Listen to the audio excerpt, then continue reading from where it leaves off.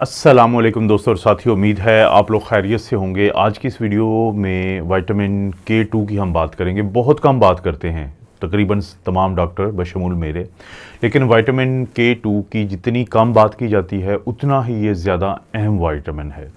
Vitamin K की जो आप बात सुनते हैं उसका मतलब होता है विटामिन K1, और ये खून की जो क्लॉटिंग होती है तो उससे मुतल्लिक होता है। मिसाल के तौर पे जो जिगर का मरीज़ होता है या वो कोई ऐसा मरीज़ जिसको दिल की सर्जरी होती है वाल्व की, तो जो दवाइयाँ उनको दी जाती हैं वो दवाइयाँ ऐसी होती हैं कि जो विटामिन K को थोड़ा बहुत तब्दील करके तो खून को पतला करना, गाढ़ा करना, तो ये प्रोसेस सारा होता है, वो विटामिन K1 होता है। लेकिन जो ये वीडियो है ये विटामिन K2 के बारे में है, जिसकी अहमियत को सबसे ज़्यादा जो उजागर किया है वो डेंटिस्ट जो होते हैं, दांतों के डॉक्टर, उन्होंने किया है। जो डेंटिस्ट है उन्होंने एक चीज़ नोट की थी एक अपनी रिसर्च में, कि कोई एक ऐसी चीज़ है, क्योंकि ये वो वक्त था कि जब विटामिन K2 के बारे में ना कोई बात होती थी, ना इसका कोई नाम था, ना इसकी कोई पहचान थी। तो उनका ये ख्याल था कि कोई ना कोई एक ऐसी चीज़ है कि जिसकी कमी की वजह से जो दांत हैं, जो हड्डियों की तरह ही होते हैं, ज़ाहिर है हड्डियों का हिस्सा है, तो हड्डियों के साथ साथ जो दांत हैं वो कमज़ोर पड़ते हैं। तो जब बाद में रिसर्च आगे बढ़ी तो पता चला कि ये जो एक चीज़ जिसका पता नहीं चल रहा था, ये विटामिन K2 है। जो चीज़ें पहले से मालूम थी कि किसी के जिस्म में अगर कैल्शियम की कमी होगी तो उसकी हड्डियां और दांत कमज़ोर होंगे, लेकिन फिर जब जो कैल्शियम की कमी पूरी की गई तो फिर भी पता चला कि हड्डियां और दांत तो अभी भी कमज़ोर हैं। तो फिर पता चला कि कैल्शियम का ताल्लुक़ है विटामिन D3 से, कि वो लोग जिनमें विटामिन D3 या विटामिन D की कमी होती है, तो कैल्शियम अगर आप उनको दे भी दें तो वो उनके जिस्म का यानी खून में वो नहीं पहुंच पाता। तो फिर ये ताल्लुक़ को जोड़ा गया कि कैल्शियम देना है तो साथ विटामिन D भी दें, क्योंकि विटामिन D क्या करता है कि कैल्शियम को आपकी आंतों से लेगा और आपके खून में लेके जाएगा। ये ट्रांसपोर्ट जो सिस्टम है उसके साथ मुतल्लिक़ है ये सारी चीज़। लेकिन फिर देखा गया कि आपके जिस्म में कैल्शियम पूरा हो गया, क्योंकि हम जो ब्लड का टेस्ट करवाते हैं कैल्शियम का, जैसे कि नॉर्मल जो है 8.5 से लेके 10.2 तक उसका लेवल होता है। अगर वो पूरा भी हो गया है तो फिर भी देखा गया कि हड्डियां तो कमज़ोर हैं, दांत तो कमज़ोर हैं, उनमें कैविटीज़ भी बन रही हैं, उनमें और भी मसले बन रहे हैं, हड्डियों में भी इशू है। तो फिर पता चला कि ये जो कैल्शियम है अब जो विटामिन D की मदद से आंतों से खून में तो आ गया, लेकिन अब ये हड्डियों तक कैसे पहुँचे? इसका मतलब है यहाँ पे कोई मिसिंग लिंक है, कोई एक ऐसी चीज़ है जिसका अभी पता नहीं चल रहा। बल्कि उल्टा फिर मसला ये बनना शुरू हो गया कि वो कैल्शियम जो खून की नालियों में बैठा आके और जोड़ों में आके बैठा, तो उससे आगे सोजिश शुरू हो गई। अब आपने देखा होगा, मैंने कुछ वीडियोस बनाई हैं कि जिसमें मैंने बताया है कि कैल्शियम स्कोरिंग सिस्टम होता है CT स्कैन की मदद से, कि किसी की खून की नालियों में अगर कैल्शियम पड़ा है तो वो दिल के अटैक की तरफ लेके जाता है। तो यहाँ से फिर समझ आई कि कोई एक और चीज़ ऐसी है जिसका भी नाम नहीं पता, लेकिन वो चीज़ ये मुमकिन बनाती है कि वो कैल्शियम को इन खून की नालियों से लेके तो हड्डियों और दांतों में जहाँ पे ज़रूरत है वहाँ पे लेके जाती है। ये बिल्कुल ऐसे ही है जैसे मिसाल के तौर पे 87 तक कह लें, या पाकिस्तान में 1992 तक हेपेटाइटिस C का नहीं पता था। ये पता होता था कि हेपेटाइटिस B एक बीमारी है, और उसके अलावा जो जिगर है उसके में मसला बनता है, लेकिन कोई है चीज़ जिसकी वजह से बनता है। फिर बाद में पता चला कि ये हेपेटाइटिस C का वायरस है, वरना उससे पहले आपको पता है वो लोग जिनको टीके लगते थे, किस छोटे होते हुए या जो भी टीके लगते रहते हैं, हम जाके क्लिनिक से लगवाते हैं, तो जब तक नहीं पता था हेपेटाइटिस C वायरस का तो वो सिरिंजेस एक ही इस्तेमाल होती थी, और इस तरह बहुत फैला है पाकिस्तान में, बहुत ज़्यादा फैला है हेपेटाइटिस C। लेकिन जब फिर आइडेंटिफाई हो गया, पता चल गया, तो उसके बाद से एक सिरिंज एक मरीज़ पे इस्तेमाल करते हैं। इसी तरह से ये जो डेंटिस्ट थे, दांतों के माहिरीन डॉक्टर थे, तो इन्होंने भी ये इस बात के पीछे पड़ गए कि कोई एक ऐसी चीज़ है जिसकी कमी से हड्डियां और दांत कमज़ोर रहते हैं, बावजूद इसके कि जिस्म में कैल्शियम भी पूरा हो गया और विटामिन D भी पूरा हो गया। फिर पता चला कि ये है विटामिन K2।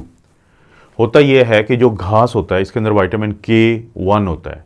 जो गाय है मिसाल के तौर पे या बाकी जानवर हैं, गाय का गोश्त हम अक्सर खाते हैं, तो अगर वो विटामिन K1 वाला घास खा रही हैं तो उनके जिस्म में भी विटामिन K2 में तब्दील होता है किसी हद तक।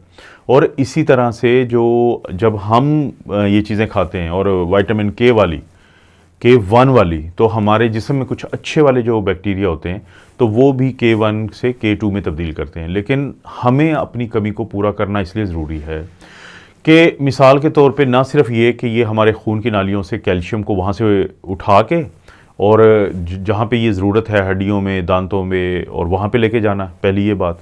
उससे जो खून की नालियाँ हैं उनमें से कैल्शियम कम होगा, दिल के अटैक फिर कम होते हैं। जोड़ों में कैल्शियम जब डिपॉजिट नहीं होगा, हड्डियों और जोड़ में फ़र्क है। हड्डी जो है वो ये अगर आप देखें, ये है जोड़, ये है जोड़ में इसको ज़रूरत नहीं है, हड्डियों में ज़रूरत है। तो जोड़ों से भी फिर इसको वो रिमूव करेगा तो वहाँ पे बेहतरी आएगी। इसी तरह से जो हमारा पैंक्रियाज होता है, हमारा लबलबा होता है, तो उसमें एक सेल होते हैं जिसको हम बीटा सेल कहते हैं, जो इंसुलिन बनाते हैं।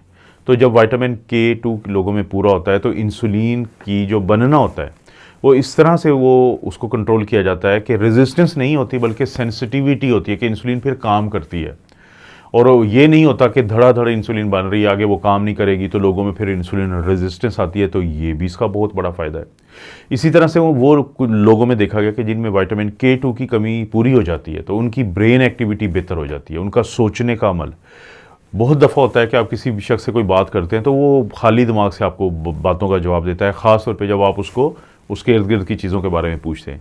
लेकिन विटामिन K2 की कमी जिनमें नहीं होती या कमी को पूरा कर दिया जाता है तो वो जो ओरिएंटेशन है अपने इर्द गिर्द के माहौल की, तो वो बहुत बेहतर हो जाती है।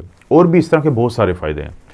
और एक बहुत अहम बात जो आपने समझनी है वो ये है कि जो विटामिन K2 है वो जब आप इस्तेमाल करते हैं और वो फिर आपके जिस्म का खून का हिस्सा बनता है तो उसको LDL कोलेस्ट्रॉल चाहिए होता है। देखें, जब हम ये बात करते हैं कि LDL एक बुरा कोलेस्ट्रॉल है तो वो इजाफी जो होता है वो बुरा कोलेस्ट्रॉल हो सकता है, वरना हमारे जिस्म के लिए हर चीज़ की ज़रूरत होती है। अगर ग्लूकोज भी है तो हमारा दिमाग और सुर्ख खलिए उसको इस्तेमाल करते हैं, लेकिन जब वो एक ख़ास मिकदार से ज़्यादा हो तो फिर हम कहते हैं कि अब मसाइल हैं। तो LDL कोलेस्ट्रॉल की ये अहमियत है कि विटामिन K2 उसको इस्तेमाल करता है अपनी ट्रांसपोर्टेशन के लिए, अब जिस्म का हिस्सा बनने के लिए।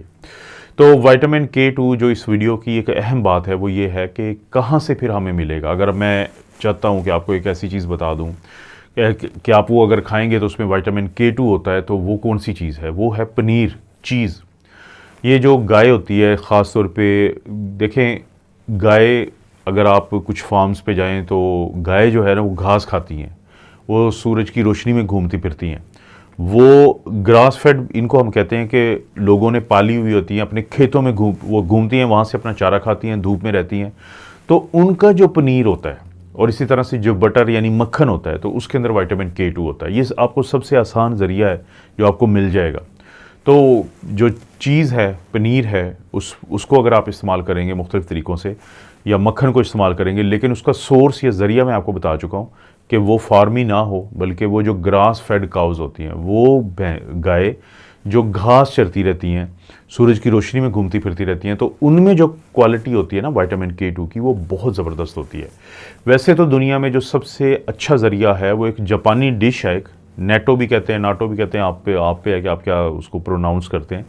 तो ये एक फर्मेंटेड नेटो होता है। तो टेस्ट बाज़ लोगों को पसंद होता है, बाज़ लोगों को नहीं होता। पाकिस्तान में भी जो जापानीज़ होते हैं रेस्टोरेंट्स, वहाँ पे ये मिल जाता है।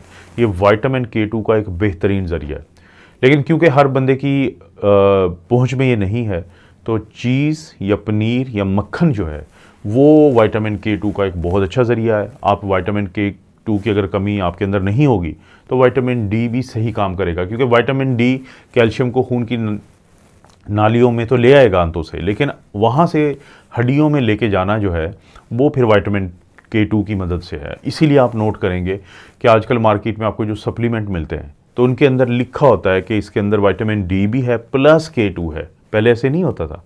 तो जैसे जैसे साइंस की रिसर्च ने ये साबित किया कि विटामिन K2 की बहुत अहमियत है, तो उसके बाद ही जाके पता चला कि इसको पूरा करना भी ज़रूरी है। दोस्तों, आपको पता है इस चैनल पे भी इस तरह की वीडियोस मिलती रहती हैं, और अगर आप टाइम निकाल सकते हैं तो मेरे 2 और चैनल हैं, डॉक्टर अफजल कार्डियोलॉजी ऑफिशियल और डॉक्टर मोहम्मद अफजल, तो उनको भी आप विजिट करें। कोई भी वीडियो अच्छी लगती है तो उसको लाइक करें, कमेंट अच्छा करें, चैनल को ज़रूर सब्सक्राइब करें। कोई वीडियो दूसरों को फ़ायदा दे सकती है तो शेयर का नीचे ऑप्शन यूट्यूब ने आप लोगों को इसीलिए दिया है कि किसी भी सोशल मीडिया प्लेटफॉर्म पे शेयर कर दें। आप अपना और अपनी फैमिली का ख्याल रखें। अल्लाह ताला आपको और आपकी फैमिली को हर किस्म की बुराई, बीमारी और आजमाइश से महफूज रखें।